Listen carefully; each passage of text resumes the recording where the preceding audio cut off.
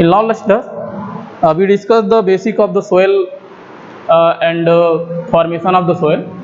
Today we want to try to cover some topic, the type of soil and importance of the soil and geotechnical engineering.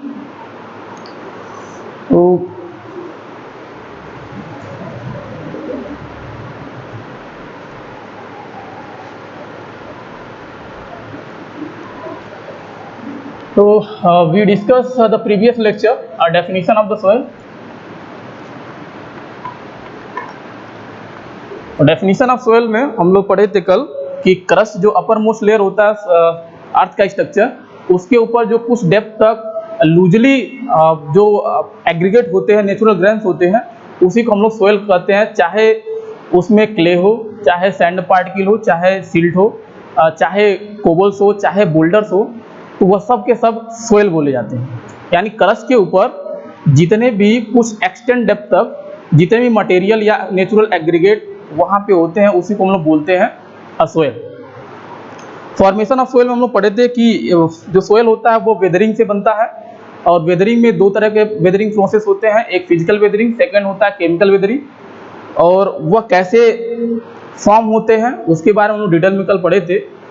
तो आज हम लोग देखते हैं कि हम लोग जियो टेक्निकल इंजीनियरिंग क्यों पढ़ने जा रहे हैं, क्या इसके पीछे मोटिव क्या है, इम्पोर्टेंस क्या है इसके पढ़ने के लिए।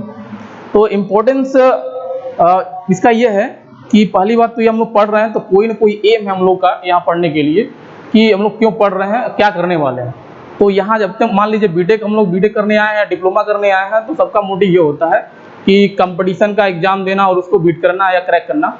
तो हम लोग कंपटीशन पॉइंट ऑफ व्यू से देखते हैं कि कितना इसके टॉपिक्स कवर होते हैं, कितने कितने क्वेश्चन आते हैं। तो सबसे पहले अगर हम लोग बात करें गेट एग्जाम में,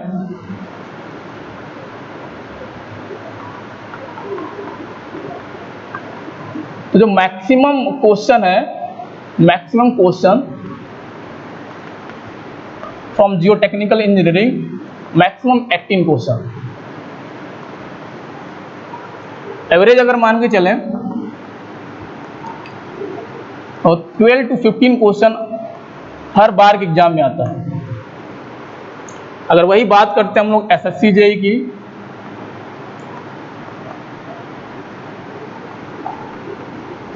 तो जो एवरेज क्वेश्चन है, एवरेज क्वेश्चन वो आपका 8 क्वेश्चन है, ठीक है।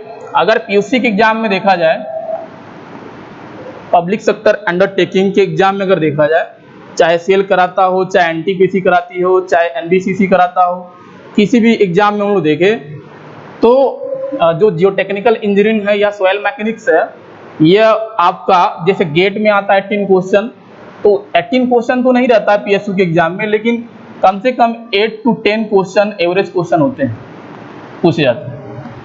पहले जियो टेक्निकल इंजीनियरिंग हम लोग पढ़ते थे तो उसके दो पार्ट थे, एक तो था एडवांस फाउंडेशन।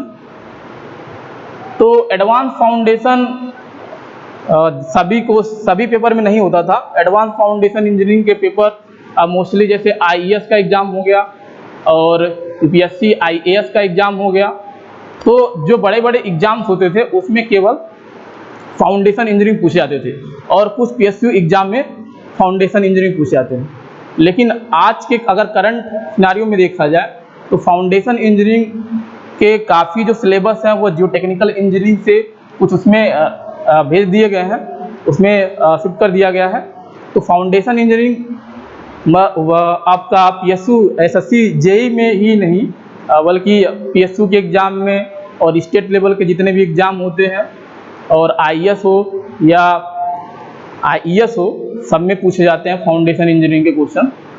तो इसलिए सब्जेक्ट बहुत इंपॉर्टेंट हो जाता है कि इसके बारे में डिटेल में जाना और समझना, और न्यूमेरिकल कैसे सॉल्व किया जाता है। तो न्यूमेरिकल तभी सॉल्व होगा जब आपके कॉन्सेप्ट क्लियर होंगे। तो हम लोग बेसिक कल देखे थे, और उसके अगर AK2 के पॉइंट ऑफ व्यू से अगर हम लोग सिलेबस देखें तो AK2 के जो इवोल्यूशन प्लान था 2019 और 20 के दौरान, तो जो सिलेबस था उसमें फाउंडेशन इंजीनियरिंग के 2 यूनिट को मिक्सअप करके आपका जियो टेक्निकल इंजीनियरिंग की 5th यूनिट बनाई गई थी।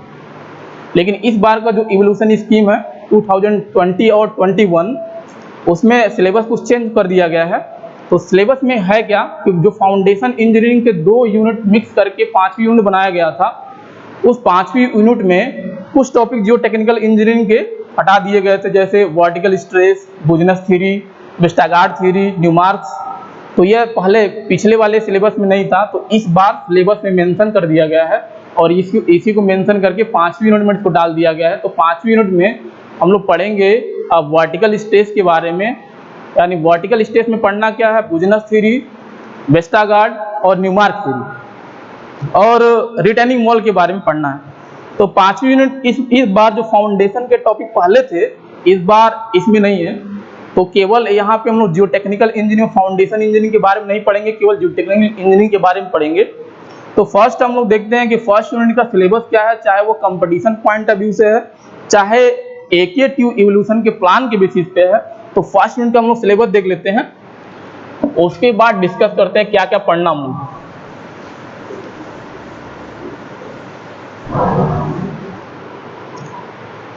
तो सिलेबस में अब पहला जो टॉपिक है,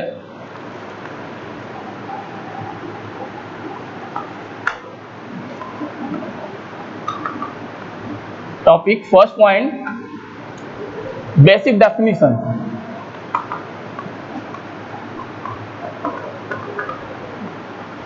ऑफ सॉइल। और हम लोग यह टॉपिक प्रीवियस लेक्चर में या प्रीवियस वीडियो में हम लोग कवर कर चुके हैं। सेकंड जो टॉपिक था, फॉर्मेशन ऑफ सॉइल, तो ये भी हम लोग डिस्कस कर चुके हैं, फॉर्मेशन ऑफ सॉइल, कैसे सॉइल फॉर्म होता है। थर्ड पॉइंट,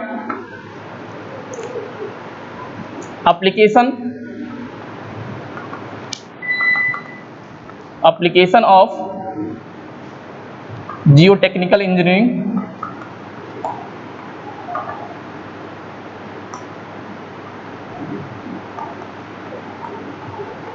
तो geotechnical engineering in the sense soil, soil का एप्लीकेशन से पढ़ना, कहाँ का हम लोग सॉइल का एप्लीकेशन करते हैं। And fourth point, types of soil.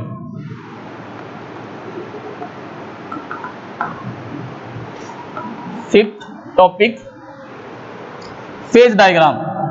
तो फेज डायग्राम से पहले भी एक टॉपिक पढ़ना है, सॉइल कंपोजिशन। तो सॉइल कंपोजिशन में देखेंगे हम लोग क्या क्या पढ़ना है, सॉइल कंपोजिशन। नेक्स्ट पॉइंट या नेक्स्ट टॉपिक जो पढ़ना हम लोग को, फेज डायग्राम के बारे में। तो फेज डायग्राम, तो फर्स्ट यूनिट का जो सबसे इंपॉर्टेंट टॉपिक है अगर देखा जाए कंपटीशन पॉइंट ऑफ व्यू से या AKTU इवोल्यूशन स्कीम के बेसिस पे, तो फेज डायग्राम बहुत इंपॉर्टेंट टॉपिक है। फेज डायग्राम, अगर फेज डायग्राम के जितने भी टर्म्स आते हैं वो क्लियर है तो आपको फर्स्ट यूनिट आता है, अदरवाइज आप सही से नहीं पढ़ेंगे। 7 टॉपिक अगर देखा जाए तो बेसिक डेफिनेशन या इंपॉर्टेंट डेफिनेशन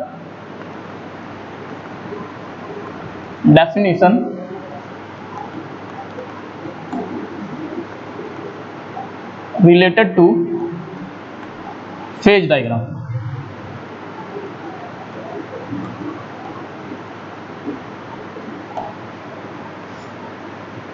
एट पॉइंट,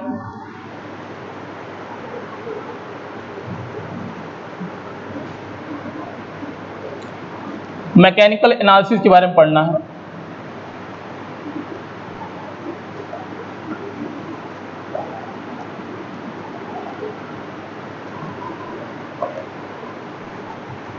तो मैकेनिकल एनालिसिस में हम लोग को डीप में पढ़ना, मैकेनिकल एनालिसिस 2 टाइप के होते हैं, अब पार्टिकल साइज डिस्ट्रीब्यूशन, और एक होता है आपका सेडिमेंट्री एनालिसिस।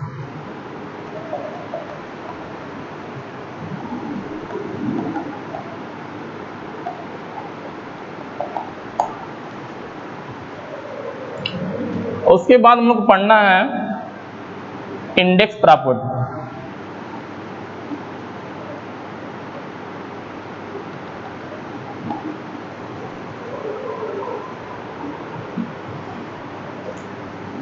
उसके बाद जो टॉपिक पढ़ना हम लोगों को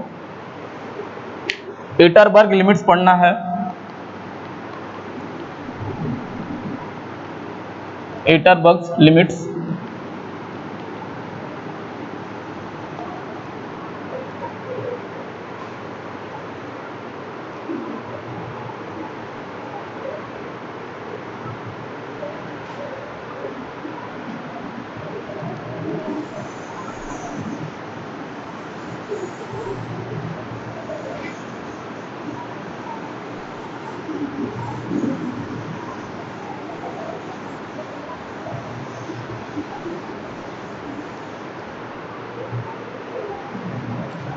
एटरबर्ग लिमिट्स के बाद तो नेक्स्ट टॉपिक हम लोग को पढ़ना है थिक्सोट्रॉफी। थिक्सोट्रॉफी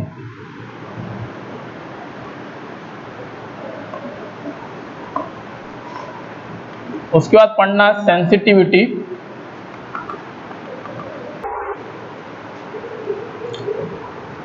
उसके बाद जो टॉपिक पढ़ना हम लोगों को सेंसिटिविटी के बाद activity of the soil.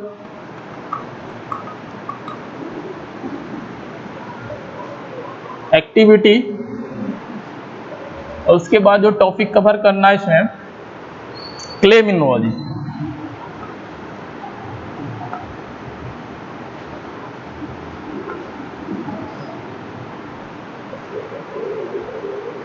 Last topic जो पढ़ना है इस यूनिट में सॉइल क्लासिफिकेशन।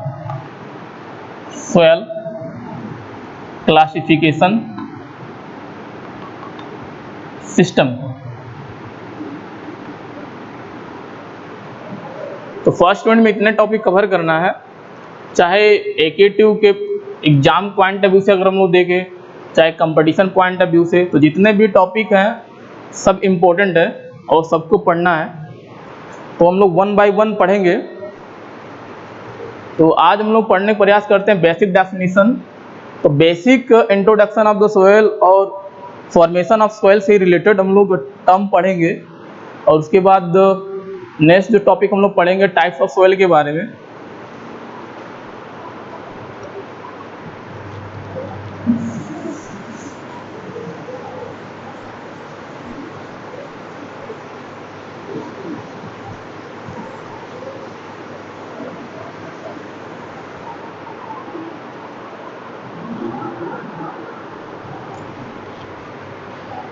बेसिक डेफिनेशन में हम लोग देखते हैं सबसे पहले सॉइल मैकेनिक्स। ये वर्ड हम लोग बार बार सुनते हैं, सॉइल मैकेनिक्स होता क्या है।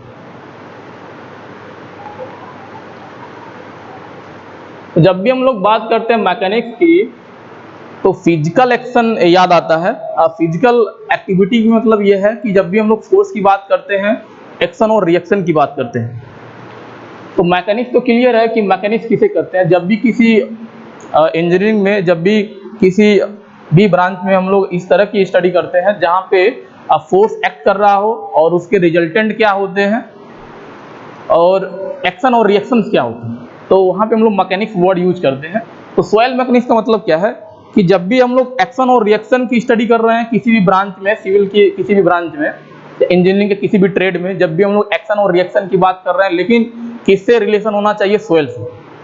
तो जब भी एक्शन और रिएक्शन सॉइल के टर्म में, सॉइल के एस्पेक्ट में हम लोग बात करते हैं तो उसी को हम लोग बोलते हैं सॉइल मैकेनिक्स। जैसे अगर हम लोग सॉइल के टर्म में या सिविल इंजीनियरिंग का कोई ट्रेड देखें जिसमें एक्टिविटी होती है, जिसमें एक्शन और रिएक्शन होता है, तो एक है आपका हाइड्रोलिक्स। तो हाइड्रोलिक्स में क्या होता है, वाटर के फ्लो के कारण फोर्स कहीं ना कहीं किसी पार्टिकल पे लगता है तो एक्शन होता है। अब एक्शन हो गया, वाटर के फ्लो के कारण एक्शन हो गया, तो रिएक्शंस क्या होते हैं, क्या क्या उसके रिजल्टेंट या कंक्लूजन निकल के आते हैं, वो होता है आपका रिएक्शन। तो जब भी अगर कहीं हाइड्रोलिक्स हम लोग अप्लाई कर रहे हैं सोइल के टर्म में, यानी सोइल के थ्रू वाटर का फ्लो हो रहा है, तो वाटर उस पे एक्शन करेगा पार्टिकल पे, तो पार्टिकल पे एक्शन जब करेगा तो क्या क्या रजिस्टिंग एजेंट सामने आते हैं, तो उसके बारे में अगर हम लोग स्टडी कर रहे हैं तो वो भी सोयल मैकेनिक्स के अंदर आए। तो कहने का मतलब यह है कि आपका मैकेनिक की स्टडी कर रहे हैं या हाइड्रोलिक्स की स्टडी कर रहे हैं या केमिस्ट्री की स्टडी कर रहे हैं और वह किसका रिलेशन के साथ हो रहा है, सोयल के साथ हो रहा है, तो उस इंजीनियरिंग को हम लोग बोलते हैं सोयल मैकेनिक्स। यानी आप सीधे सीधे आप ये समझिए कि कहीं भी कोई भी एक्टिविटी एक्शन और रिएक्शन हो रहा है, लेकिन हम लोग बात कर रहे हैं वहाँ पे सोयल है। जब भी रिएक्शन और एक्शन हो रहा है और वहाँ पे सोयल है, सोयल के एस्पेक्ट में देख रहे हैं, यानी जो एक्शन एक फोर्स हम अप्लाई कर रहे हैं और जो रिजल्टेंट आ रहा है सामने वह सोयल से रिलेटेड है, तो उस इंजीनियरिंग को हम लोग बोलते हैं सोयल मैकेनिक्स। सेकेंड जो डेफिनेशन आता है सोयल इंजीनियरिंग, भी हम लोग कभी कभी वर्ड यूज किए, सुने भी होंगे सोयल इंजीनियरिंग। तो सोयल इंजीनियरिंग में बेसिकली जो हम लोग स्टडी करते हैं साइट इन्वेस्टिगेशन का। जब भी हम लोग कहीं भी बिल्डिंग बनाने जाएंगे तो जो पहला सर्वे होता है वह साइट इन्वेस्टिगेशन होगा, जिसे हम लोग बोलते हैं रिकोनेंस सर्वे। तो वहाँ पे हम लोग साइट विजिट करेंगे और जब भी साइट विजिट करते हैं तो वहाँ पे हम लोग देखते हैं कि उस एरिया का टोपोग्राफी क्या है। तो टोपोग्राफी इन द सेंस हमेशा या तो कटिंग या फिलिंग बताएगा, वहाँ पे कैनाल है कि नहीं, वहाँ पे सीवर लाइन है कि नहीं, वहाँ पे रिवर है कि नहीं। तो जब भी हम इन एस्पेक्ट को देखते हैं तो कहीं ना कहीं वह सोयल के टर्म में ही बात करते हैं, यानी एरिया हिली है कि वैली है, किस तरह की एरिया है, वहाँ का सोयल का नेचर क्या है। तो जब भी हम लोग साइट इन्वेस्टिगेशन करते हैं तो जितने भी साइट इन्वेस्टिगेशन हो गया, चाहे फाउंडेशन का कंस्ट्रक्शन हो गया, तो जब भी इस तरह की बातें करते हैं तो वो जो इंजीनियरिंग होता है जिसके अंदर हम लोग ये बातें करते हैं उसे हम लोग बोलते हैं सॉइल इंजीनियरिंग। तो सॉइल इंजीनियरिंग में याद रखेंगे कि हमेशा सॉइल इंजीनियरिंग फाउंडेशन कंस्ट्रक्शन के बारे में बताएगा या तो साइट विजिट के बारे में बताएगा। इसके बाद जो टर्म्स है हम लोग का, जो बेसिक मेन चीजें हम जो टर्म सुने हैं, जियो टेक्निकल इंजीनियरिंग।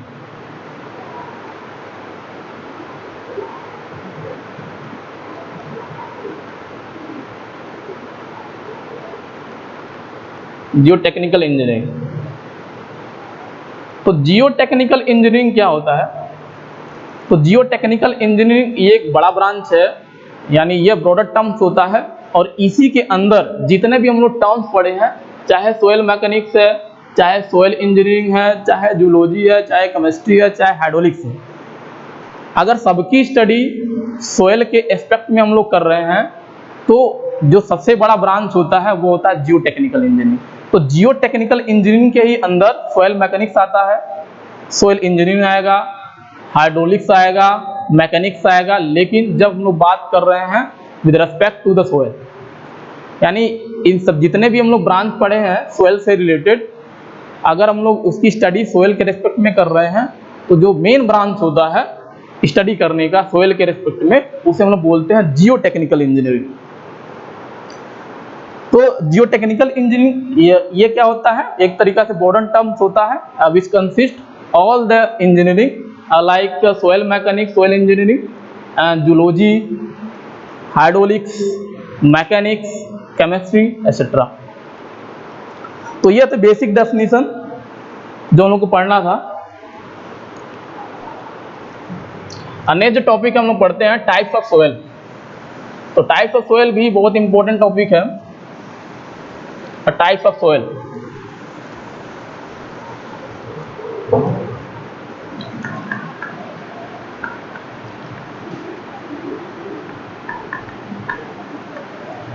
तो टाइप ऑफ सोयल में फर्स्ट जो क्लासिफिकेशन होता है, तो टाइप्स ऑफ सोयल कह सकते हैं या कह सकते हैं क्लासिफिकेशन ऑफ सोयल।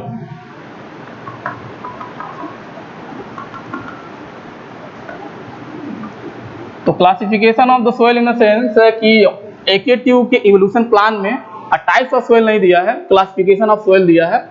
तो आप कंफ्यूज ना हो इसलिए क्लासिफिकेशन ऑफ सोयल यहाँ बोल दें। तो टाइप्स ऑफ सोयल या क्लासिफिकेशन ऑफ सोयल में जो बेसिक टाइप्स है वो दो टाइप का होता है। फर्स्ट टाइप जो होता है type first on the basis of origin, क्या कह सकते हैं, एक होता है on the basis of origin और सेकंड होता है on the basis of size. तो फर्स्ट हम लोग देखते हैं on the basis of size, on the basis of size. तो first type on the basis of size. तो साइज का मतलब यह है साइज ऑफ पार्टिकल, यानी सोयल जिससे बना होता है, किसी सॉलिड पार्टिकल से बना होगा, तो उस पार्टिकल के साइज के बेसिस पे हम लोग देखेंगे कि सोयल का टाइप्स क्या क्या होता है।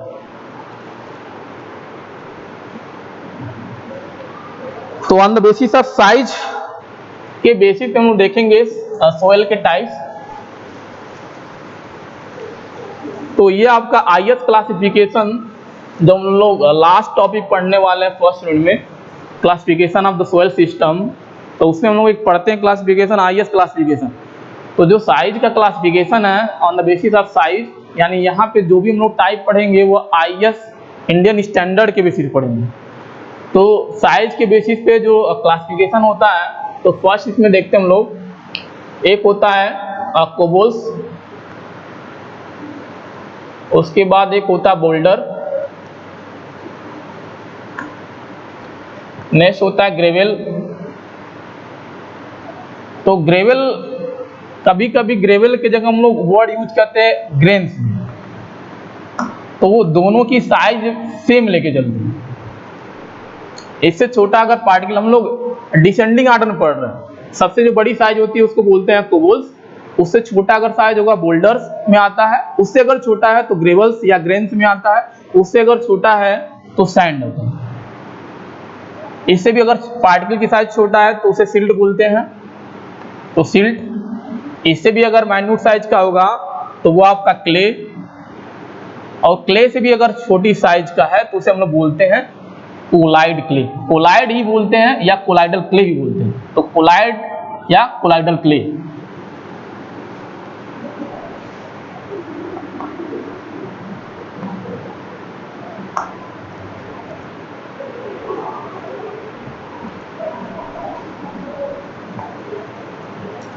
तो इसका साइज देखते हैं हम लोग।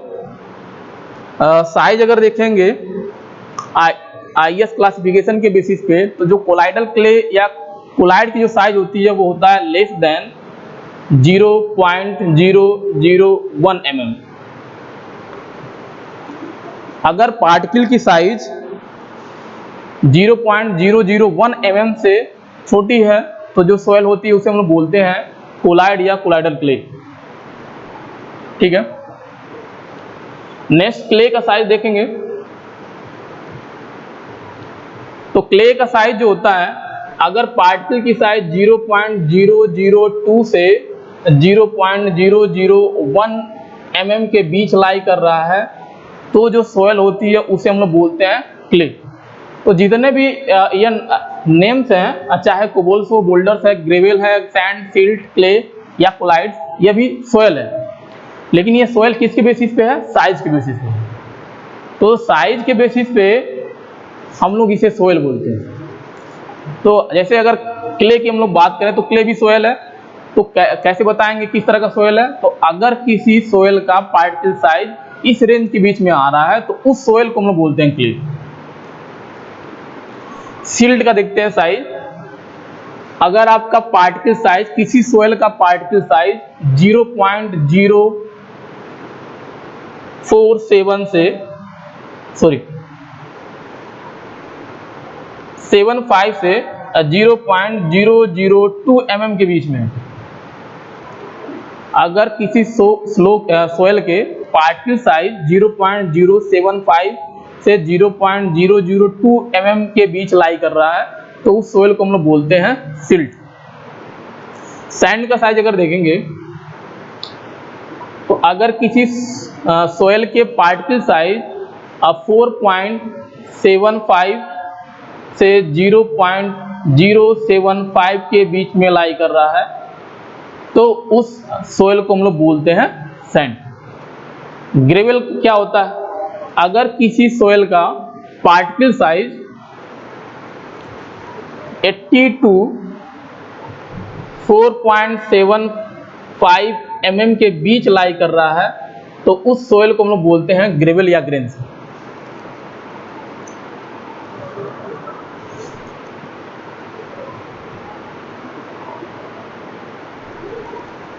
बोल्डर क्या होता है?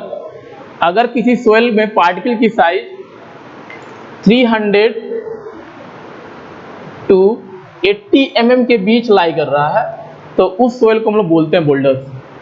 और कोबोल्स क्या होता है, अगर पार्टिकल की साइज, किसी सोयल के पार्टिकल की साइज ग्रेटर देन 300 mm है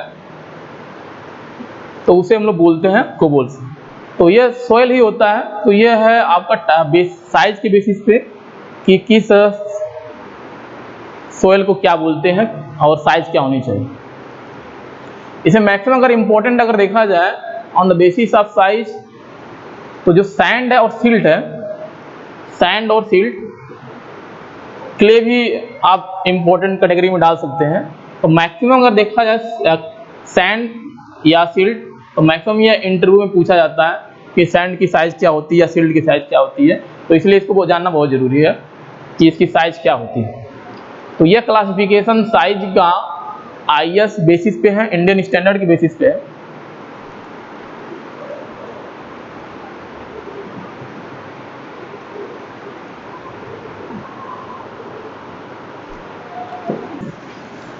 तो सेकेंड टाइप होता है on the basis of origin.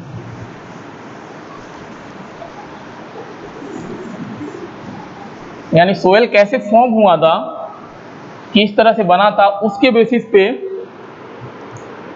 कितने टाइप्स होते हैं सोयल। तो second category, second type on the basis of origin.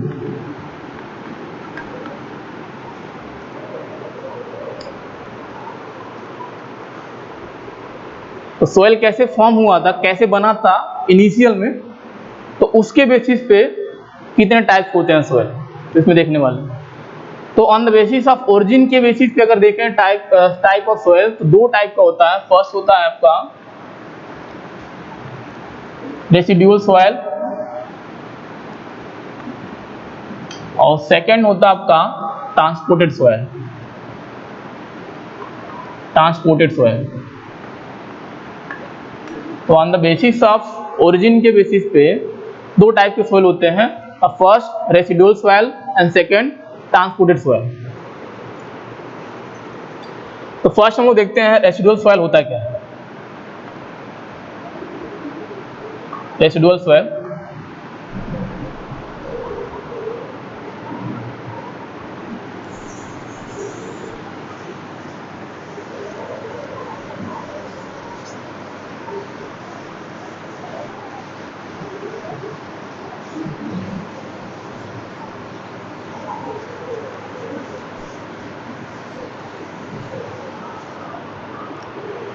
Classification या टाइप्स पढ़ते समय हम लोग एक हेडिंग देखे हैं on the basis of the origin.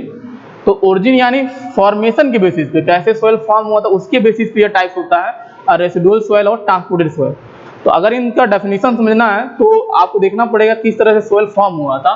तो हम लोग पढ़े थे कि फॉर्मेशन ऑफ सोयल में जब भी सोयल फॉर्म होगा तो किसी न किसी पेरेंट रॉक से होता है।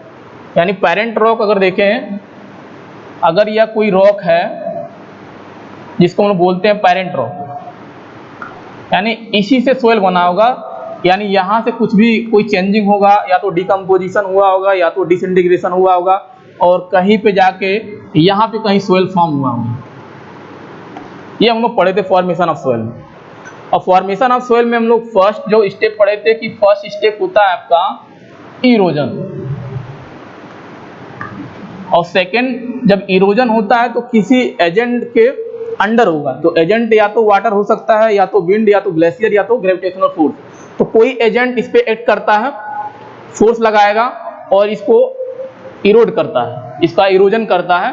तो जैसे ही इसको इरोड करेगा वह उसी डायरेक्शन में, उसी फोर्स के डायरेक्शन में, उसी एजेंट के डायरेक्शन में वो मूव करता है। तो यहाँ से चलेगा इनिशियल पोजीशन से, तो जब ये चलेगा, मूव करता है one place to another place, तो इसी को हम लोग बोलते हैं ट्रांसपोर्टेशन। तो सेकंड स्टेप यहाँ पे रास्ते में होता है ट्रांसपोर्टेशन। जब ये एक प्लेस से जहाँ से इरोड हुआ है और कहीं मूव करके जा रहा है, तो रास्ते में ही स्टार्ट होगा आपका सेकंड स्टेप ट्रांसपोर्टेशन। और ये तब तक जाता रहेगा जब तक कहीं पे यह कलेक्ट ना हो जाए, कहीं पे जमा ना हो, कहीं स्थिर ना हो जाए। तो यह कहाँ, जहाँ पे यह कलेक्ट होता है वहीं पे आपका थर्ड स्टेप स्टार्ट हो जाता है। उसी को हम लोग बोलते हैं डिपोजिशन, यानी जमा होना।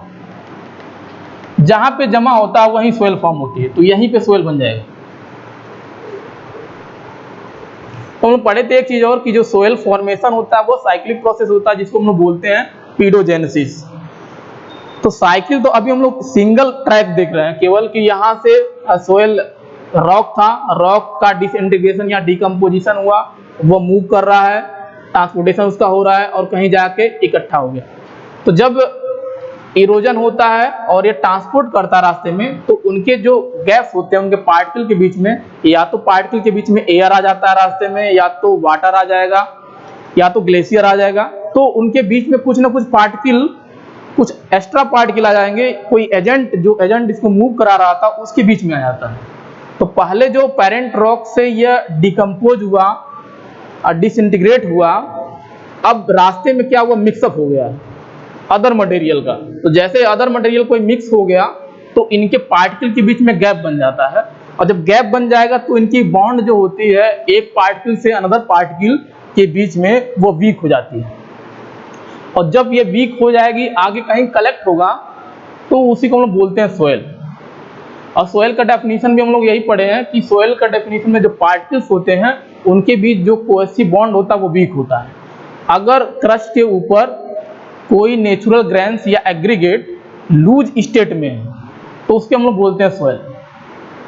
तो रॉक और सोयल के बीच में यही बेसिक डिफरेंस है कि जो रॉक होता है उसमें जो पार्टिकल्स होते हैं उनके बीच में जो लगने वाला कोहेसिव फोर्स होता है वो हाईली स्ट्रांग होता है, लेकिन सोयल में क्या होता है, वीक होता है।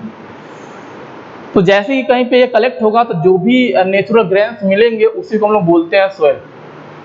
अब सोयल में जब यहाँ पे सोयल बन जाता है तो इसी में क्या होता है, चेंजिंग होगा।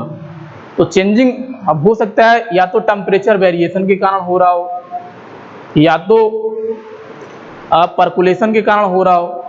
तो जो भी यहाँ पे पूरे ट्रांसपोर्टेशन के दौरान जब एक प्लेस से दूसरे प्लेस में ये मूव कर रहा था तो उस दौरान जो लूज हुआ था, अब यहाँ सेटल होने के कारण क्या होता है कि जो वॉइड्स होते हैं, जो गैप्स होते हैं, उनके बीच से वाटर कंटेंट जो होता है वो रिमूव हो जाता है। जब वाटर पार्टिकल या एयर जो बीच में था वो निकल जाएगा तो फिर यह धीरे धीरे क्या होता है, हार्ड होने लगता है। जब हार्ड हो जाएगा तो फिर जो पेरेंट रॉक से बना था सोयल, फिर यह पेरेंट रॉक बन जाता है, फिर उसी तरह हार्ड हो जाता है।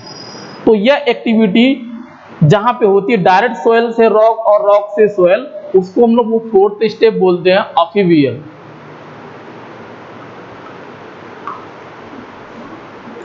तो अफिवियल क्या होता है, direct conversion of parent rock to soil होता है।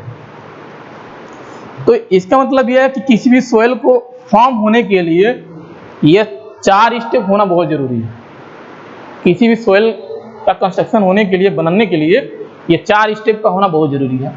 तो फर्स्ट हम लोग कैटेगरी देखते हैं टाइप्स ऑफ सोयल में, रेसिडुअल सोयल। तो रेसिडुअल सोयल में होता क्या है, यानी ये भी रेसिडुअल सोयल भी किससे बनेगा, पेरेंट रॉक से बनेगा। कोई भी सोयल है पेरेंट रॉक से जरूर बना होगा, बिना पेरेंट रॉक का सोयल नहीं बनेगा, पहली बात तो ये जान।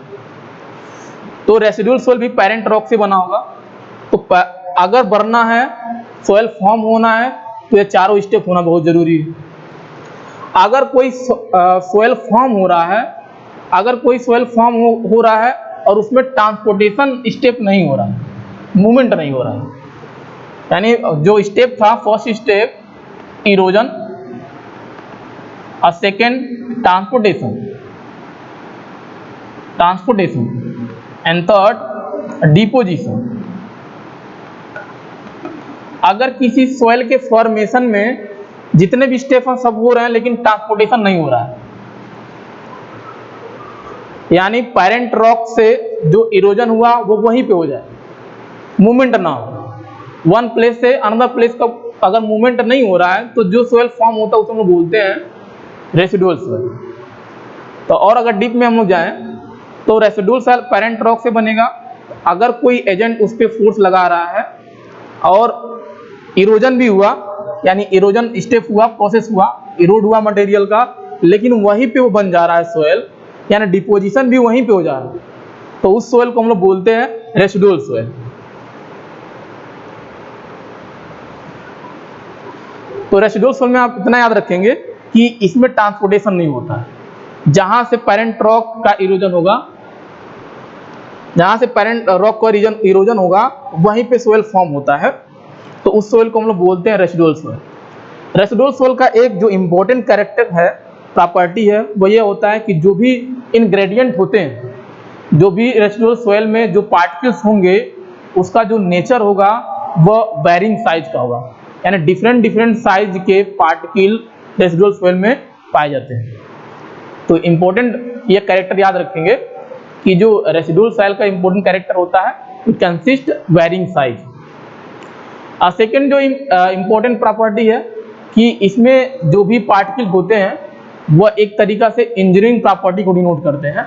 यानी अगर रेसिडुअल सोयल आप कहीं पे लेके स्टडी कर रहे हैं, इंडेक्स प्रॉपर्टी उसकी फाइंड आउट कर रहे हैं, तो जो भी नेचर्स मिलेगा लैब में वो बहुत इंपॉर्टेंट मिलते हैं। तो ये दो कैरेक्टर है। नेक्स्ट जो टाइप हम लोग पढ़ते हैं ट्रांसपोर्टेड सोयल। ट्रांसपोर्टेड सोयल क्या होता है ये हम लोग देखते हैं। तो फर्स्ट जो था रेसिडुअल सोयल। रेसिडुअल सोयल में याद रखेंगे कि अगर किसी पेरेंट रॉक से सोयल फॉर्म हो रहा है और उसमें ट्रांसपोर्टेशन प्रोसेस नहीं हो रहा है, तो जो भी सोयल फॉर्म होगा उसे हम लोग बोलते हैं रेसिडुअल सोयल।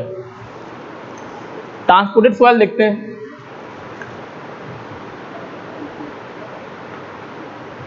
ट्रांसपोर्टेड सोयल,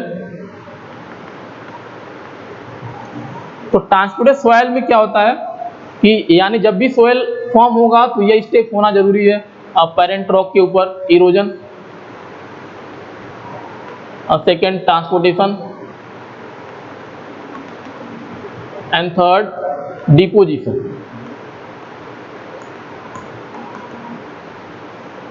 तो ट्रांसपोर्टेड सोयल में ये जो तीनों प्रोसेस है, तीनों स्टेप है, ये तीनों स्टेप फॉलो होते हैं। इसका मतलब यह है कि अगर किसी पेरेंट रॉक से कोई सोयल बन रहा है, उसका इरोजन हुआ और जो डिपोजिशन है किसी दूर जाके हो रहा है, यानी वो कहीं मूव करके बना रहा है, कहीं दूसरे प्लेस पे बना रहा है, तो उस सोयल को हम लोग बोलते हैं ट्रांसपोर्टेड सोयल। तो ट्रांसपोर्टेड सोयल में याद रखेंगे कि इसमें जो पेरेंट रॉक होता है उससे जब सोयल बनेगा तो कहीं दूर जाके बनता है, कहीं पेरेंट रॉक से कहीं दूर जाके जो सोयल बनेगा उसे हम लोग बोलते हैं transported soil.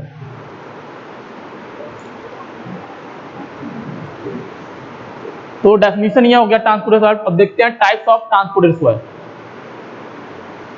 Type of transported soil.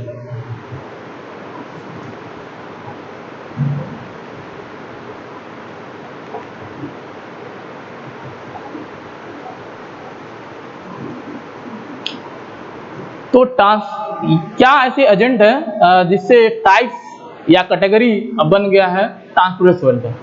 क्या ऐसी एक्टिविटी या क्या ऐसा मैकेनिज्म हुआ कि जो ट्रांसपोर्टेड सोयल का भी टाइप हम लोग पढ़ रहे हैं? तो इसके पीछे रीजन ये है कि जब भी कोई सोयल फॉर्म हो रहा है, अब पेरेंट रॉक से कहीं दूर जाके बन रहा है, तो कोई ना कोई एजेंट उसको ले जा रहा होगा, कोई ना कोई एजेंट उसको दूर ट्रांसपोर्ट कर रहा होगा एक प्लेस से दूसरे प्लेस में।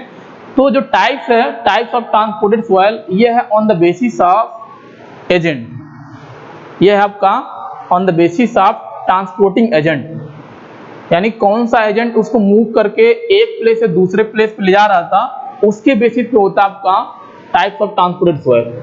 तो एजेंट हम लोग देखते हैं, ट्रांसपोर्टिंग एजेंट क्या होता है।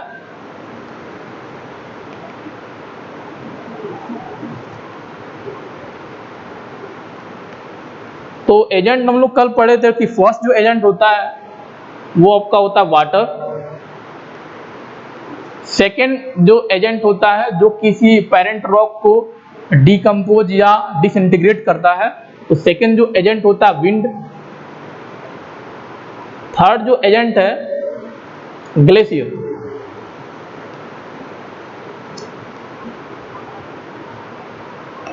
एंड फोर्थ जो एजेंट होता है आपका ग्रेविटेशनल फोर्स।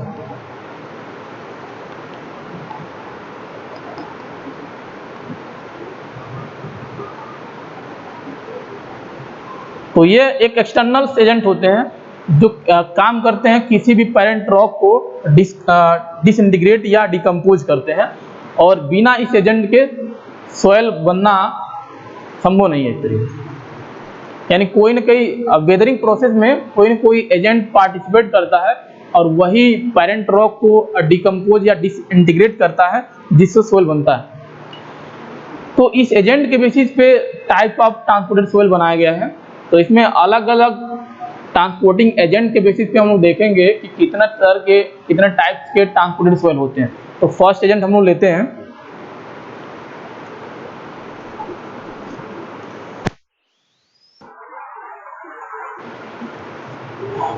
तो अगर हम लोग पढ़े थे कि सोयल फॉर्म होने के लिए वेदरिंग प्रोसेस होना बहुत जरूरी है। तो वेदरिंग प्रोसेस में भी क्या होता है, कोई ना कोई एजेंट पार्टिसिपेट करता है। जैसे वेदरिंग प्रोसेस में हम लोग एज्यूम कर लेते हैं रेनी वाटर, तो रेनी वाटर में भी तो एजेंट वाटर आएगा, तो इसलिए एजेंट होना बहुत जरूरी है। सोयल फॉर्म होगा यानी कोई ना कोई एजेंट पार्टिसिपेट जरूर कर रहा होगा, चाहे डायरेक्टली चाहे इनडायरेक्टली। जैसे हवा बहुत तेज चल रही है तो उसमें विंड एजेंट हो गया, अगर बहुत ज़्यादा तेज है तो उसके कारण क्या होगा, जो पेरेंट रॉक है वो डिकम्पोज या डिसइंटीग्रेट होगा और उसे कहीं टूट करके ब्रेक हो करके कहीं पे सोयल फॉर्म होता है। तो एजेंट होना बहुत जरूरी है। तो हम लोग फिलहाल पढ़ रहे थे टाइप्स ऑफ ट्रांसपोर्टेड सोयल, तो हम लोग फर्स्ट एजेंट लेते हैं अब वाटर। तो वाटर के बेसिस पे टाइप्स ऑफ ट्रांसपोर्टेड सोयल कितने टाइप होते हैं ये देखते हैं। तो first agent water, first agent water. तो अगर कहीं पे भी पेरेंट रॉक के ऊपर वाटर एक्ट कर रहा है, फोर्स लगा रहा है और सोयल को फॉर्म कर रहा है, तो यहाँ पे हम लोग पढ़ने वाले कि कितने टाइप्स का ट्रांसपोर्टेड सोयल बनता है वाटर के बेसिस पे। तो वाटर अगर कोई ट्रांसपोर्टिंग एजेंट है तो फर्स्ट जो टाइप बनेगा सोयल का उसे हम लोग बोलते हैं एलुवियल सोयल। एलुवियल सोयल यानी एलुवियल सोयल किस ट्रांसपोर्टिंग एजेंट के थ्रू बनता है, तो याद रखेंगे वाटर। यानी एलुवियल सोयल बनाने के लिए कौन पार्टिसिपेट करता है, वाटर। यानी वाटर जरूर रहेगा, फॉर्म होने के लिए, फॉर्म करने के लिए वाटर होना चाहिए। Second lacustrine soil, lacustrine soil. And third marine soil. तो ये जो टाइप्स हैं ये ट्रांसपोर्टिंग एजेंट वाटर के बेसिस पे होता है, alluvial soil, lacustrine soil and marine soil. थोड़ा सा डिफरेंट है, एलुवियल सोयल किस वाटर के कारण बनेगा, रनिंग वाटर के कारण बनता है। रनिंग वाटर याद रखेंगे, रनिंग वाटर।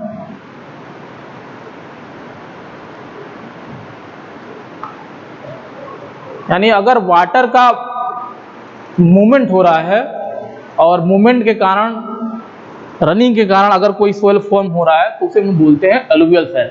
तो एलुवियल सोयल मोस्टली रिवर के बैंक पे बनेगा, क्योंकि रिवर का जो वाटर होता है हमेशा मूव करता रहता है, स्टील वाटर नहीं होता है। रिवर का जो वाटर होगा स्टील नहीं होगा, शांत जल नहीं होता है, यानी वो हमेशा मूव करता रहता है, रनिंग वाटर। इसलिए रिवर के बैंक पे जो सोयल बना होता है उसे हम लोग बोलते हैं एलुवियल सोयल। तो एग्जाम्पल के तौर पे अगर हम लोग देख लें रिवर गंगा, तो गंगा के रिवर बैंक पे जितने भी सोयल होते हैं वो एलुवियल नेचर के होते हैं। सेकंड जो लोकस्ट्रीन सोयल बनता है वो लेक वाटर के कारण बनता है, लेक वाटर। यानी बनेगा वाटर के कारण नहीं, लेकिन ये लेक वाटर होता है। तो लेक हम लोग किस लिए जानते हैं, स्टील वाटर होता है, शांत जल।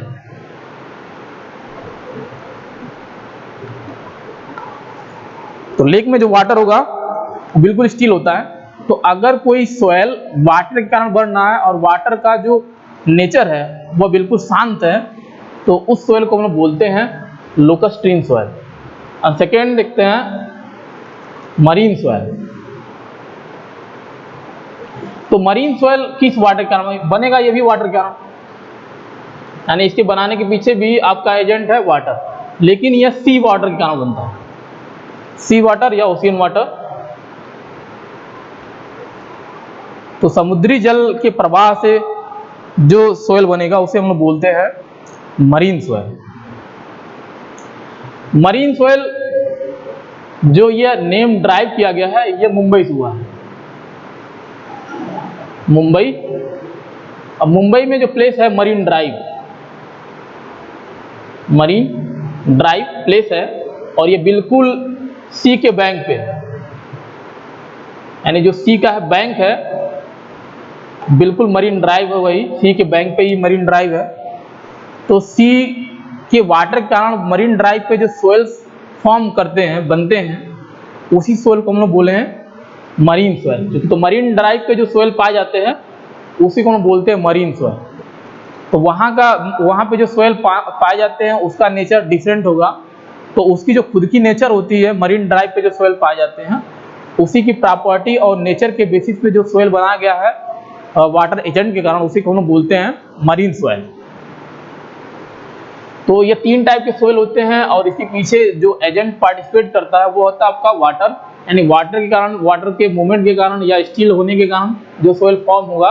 तो उसके 3 टाइप होते हैं, एलुवियल, लोकस्ट्रीन और मरीन सोइल। सेकेंड एजेंट हम लोग देखते हैं अब विंड। विंड के बेसिस पे कौन कौन से सोइल फॉर्म हो गए।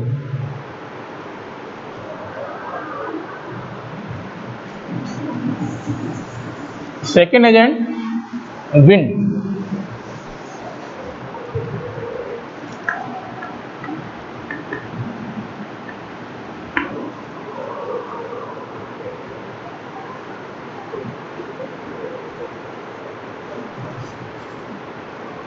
तो विंड एजेंट के कारण जो सोइल फॉर्म होगा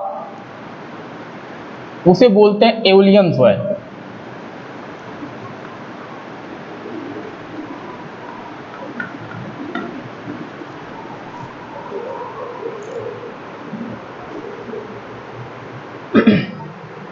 तो फर्स्ट आपका एओलियन सोइल होता है, सेकेंड लोएस्ट सोइल,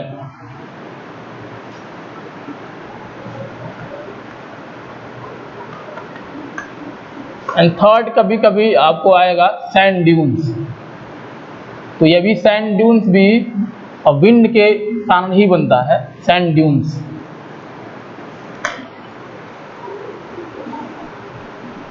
तो सैंड ड्यून्स कोई एक्स्ट्रा टाइप नहीं होता है सोइल का, ये भी सैंड ही होता है। ये क्या है? सैंड होगा, लेकिन अलग टेक्सचर इसका होता है, अलग इसका फीलिंग होता है, इसलिए अलग इसका नाम दे दिया गया है सैंड ड्यून्स। तो on the basis of agent wind, the types of soil are first alluvial soil and second lowest soil and third sand dunes.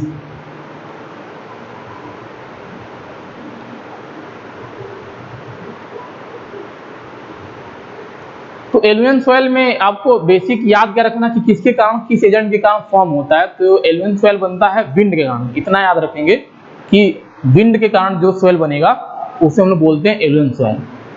तो एलुवियल सॉइल ऐसे जगह पे पाए जाते हैं जहाँ पे विंड का फ्लो या वेलोसिटी बहुत ज़्यादा हो। जिस एरिया में विंड की वेलोसिटी या पूरे ईयर हवाएं चलती हो, ऐसे एरिया में एलुवियल सॉइल पाए जाने की पॉसिबिलिटी बहुत ज़्यादा होती है। तो जैसे राजस्थान में मैक्सिमम जो सॉइल पाए जाते हैं वह एओलियन नेचर के होते हैं। तो राजस्थान में जैसे बाकी जो प्लेसेस हैं राजस्थान के, वहाँ पे एओलियन सॉइल पाए जाते हैं, लेकिन जहाँ पे लेक ज़्यादा है, तो राजस्थान में इसलिए भी प्रसिद्ध है कि वहाँ लेक भी बहुत ज़्यादा पाए जाते हैं। जैसे उदयपुर हो गया, तो उदयपुर में लेक बहुत ज़्यादा है, तो जहाँ पे लेक ज़्यादा होता है वहाँ पे हम लोग लोकस्ट्रीन सॉइल पाए जाते हैं। तो उदयपुर जैसे प्लेस में जहाँ पे लेक्स ज़्यादा होते हैं वहाँ पे लोकस्ट्रीन सॉइल पाए जाने की पॉसिबिलिटी बढ़ जाती है। तो राजस्थान दो सॉइल के लिए बहुत ज़्यादा फेमस है, एक तो एओलियन टाइप का और दूसरा लोकस्ट्रीन सॉइल पाए जाने की। सैंड ड्यून्स क्या होता है? जब भी विंड का फ्लो बहुत ज़्यादा तेज होता है और ऐसे प्लेस पे हो जहाँ पे सैंड की अवेलेबिलिटी बहुत ज़्यादा हो, यानी विंड चल रहा है और सैंड बहुत ज़्यादा है, तो वहाँ पे सैंड ड्यून्स बनता है। जैसे मान लीजिए सैंड है, ये सब इस तरह कोई प्लेन एरिया है और सोइल क्या है? सैंड है। तो जब विंड का फ्लो होता है तो कहीं कहीं किसी किसी प्लेस पे एक टीला बन जाता है, तरीका हिल बन जाएगा, सैंड का एक हिल्स बन जाता है, क्रेस्ट बन जाता है इस तरह सा। तो ये जो क्रेस्ट बनता है, हिल्स जो बनते हैं, इसी को लोग बोलते हैं सैंड ड्यून्स।